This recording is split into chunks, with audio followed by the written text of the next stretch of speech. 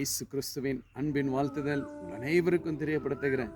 இன்று இயேசப்பா நம்மோடு என்ன பேசுகிறார் என்று நாம் பார்க்க போகிறோம்.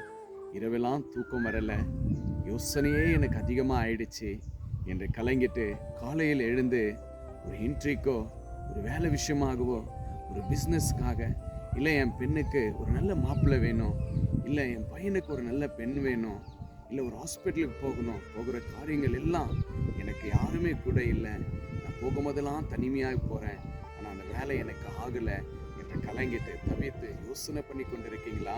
இயேசப்பா இன்றைக்கு உங்களை பார்த்து என்ன சொல்றாரு தெரியுங்களா?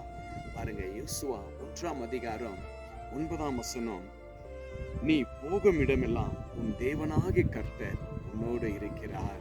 ஆம் பிரியமான தேவச்சனமே, ஆண்டவர் உங்களை பார்த்து சொல்லக்கூடிய ஒரு வார்த்தை, நீங்க போக இடமெல்லாம் யாருமே உங்க கூட இல்லாம இருக்கட்டும், ஆனா ஆண்டவர் உங்களை பார்த்து சொல்லக்கூடிய ஒரு வார்த்தை, நீ போகும் இடமெல்லாம் நான் உன்னோட கூட இருக்கிறேன் என்று யோசுவாவோட ஆண்டவர் பேசினாரு. அதே போல இந்த கால இந்த வேலையில ஏசப்பா உங்களை பார்த்து பேசுகிறவராக இருக்கிறார். சோர்ந்து போகாதீங்க. அது எப்படியாப்பட்ட ஒரு காரியமா இருந்தாலும் ஆண்டவராகிய இரட்சகர் இயேசு கிறிஸ்து உங்களுக்கு முன்பாக போகிறவராக இருக்கிறார். விசுவாசிங்க, கர்த்தர் உங்களோடு இருந்து பெரிய காரியத்தை செய்வார். நாம் ஜெபிக்கலாம்.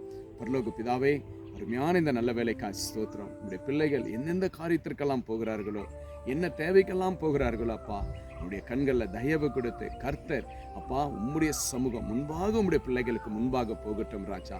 நீங்கள் அப்படியாய் போய் கோணல் ஆனவைகளை செவையாக்கினதற்காய் நன்றி செலுத்துகிறோம் ஆண்டவரே. ஜெயத்தை தந்த தேவனுக்கு ஸ்தோத்திரம். உங்களுடைய பிள்ளைகளை நீங்கள் ஆறுதல் படுத்தி சந்தோஷப்படுத்தினதற்காக நன்றி. விசுவாசிக்கிறப்பா, இதை பார்த்து கேட்டுக்கொண்டிருக்கிற ஒவ்வொருவரையும் ஆசீர்வதிங்க, பலப்படுத்துங்க. இயேசுவின் நாமத்தினாலே ஜெபிக்கிறேன் நல்ல பிதாவே. ஆமென், ஆமென், ஆமென். Praise the Lord. God bless you.